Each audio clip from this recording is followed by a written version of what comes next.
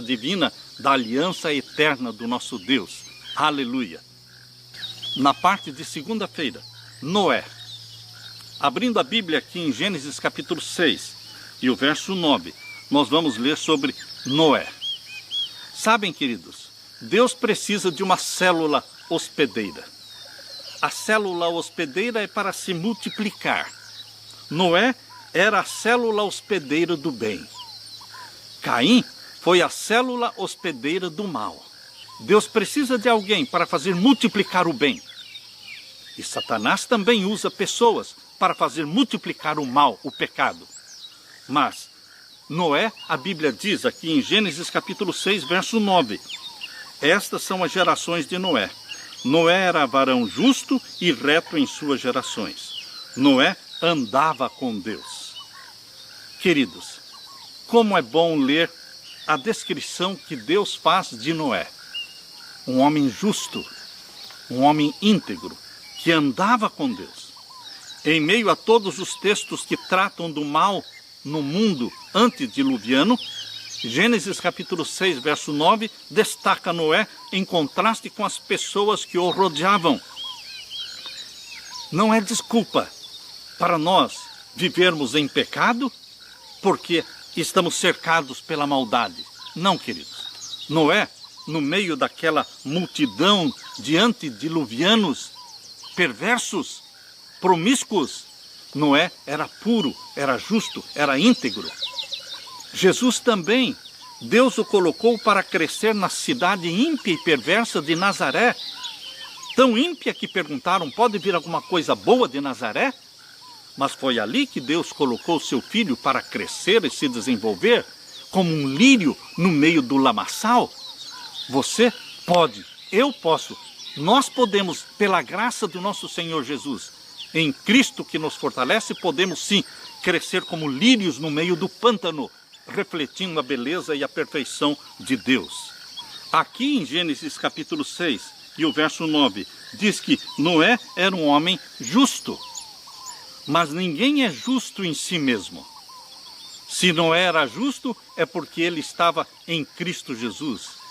Ele estava ligado ao Deus da justiça. Por isso ele era justo. Também aqui em Gênesis 6, verso 9, diz que Noé era íntegro. Essa integridade de Noé era porque ele andava com Deus. Queridos, primeiramente diz que Noé era justo, depois era íntegro e depois, por último, diz que ele andava com Deus. Na realidade, exatamente porque ele andava com Deus, exatamente por isso é que ele se tornou justo, se tornou íntegro. O andar com Deus faz de você um homem e uma mulher íntegros, justos. Esse andar com Deus é um desafio para você e para mim ainda hoje. Não é ir à igreja uma vez por semana, não é orar de vez em quando, não é ler a Bíblia de vez em quando, mas a Bíblia está falando do andar com Deus. É uma ação contínua, desde de manhã até a noite, andando com Deus. Durante a noite, quando você acorda, você louva a Deus, você agradece a Deus. Queridos, esse andar com Deus é um processo contínuo, é um contínuo relacionamento salvífico com o Criador dos céus e da terra. Noé era alguém que conhecia Deus, alguém que ouvia, que o obedecia, que confiava nele. Por essa razão, o Senhor foi capaz de usar Noé para os seus propósitos. E por isso Pedro, lá no Novo Testamento, lá em 2 Pedro, capítulo 2, verso 5, ele chama Noé de o pregador da justiça. Queridos, quando Deus quis destruir o mundo através do dilúvio universal, ele procurou uma célula hospedeira do bem. Hoje, nós estamos nos aproximando da destruição do mundo, não por um dilúvio de água, mas por um dilúvio de fogo. Queridos, Deus não quer destruir o mundo sem primeiro preparar o mundo para este grande acontecimento. Deus precisa de células hospedeiras do bem. Você está sendo chamado por Deus para ser uma célula hospedeira do bem, para que aquela beleza de Jesus Cristo, aquele caráter maravilhoso de Jesus se reproduza em você, naqueles que vivem ao seu redor. Nós lemos também em Gênesis capítulo 6, verso 8. Gênesis capítulo 6, verso 8 diz: Noé, porém, achou graça aos olhos do Senhor. A graça já existia. A graça, desde que Adão e Eva pecaram, ela existe. Era uma graça prometida. Ela só foi concretizada quando foi comprada pelo sangue de Jesus na cruz do Calvário. Mas a graça existiu em forma de promessa durante todo o Antigo Testamento. A palavra graça ocorre pela primeira vez nas Escrituras, aqui em Gênesis capítulo 6, verso 8, quando fala que Noé achou graça diante de Deus.